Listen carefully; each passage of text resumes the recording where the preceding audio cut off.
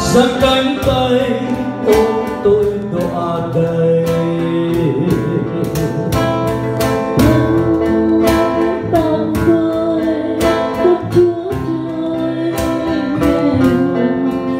chưa đơn phương.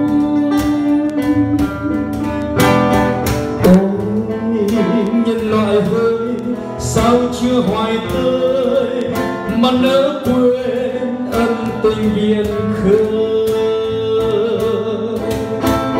Chỉ vì tình yêu Chúa trên nhung thân chết cho chân gian, vì Người chỉ đến sống cho tình yêu, chết cho tình yêu, để hướng nhau lại lối tôi bước về trời đẹp thương. Trên đôi câu trong tiếng nhân chung chiều ôm tình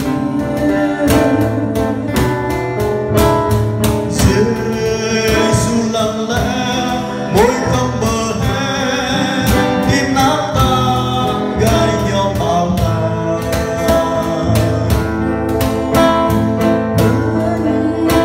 tình sâu ai có mong quay về nguồn yêu. Ôi cha từ ai xin tha lầm lỗi những tháng năm xa lìa tình cha.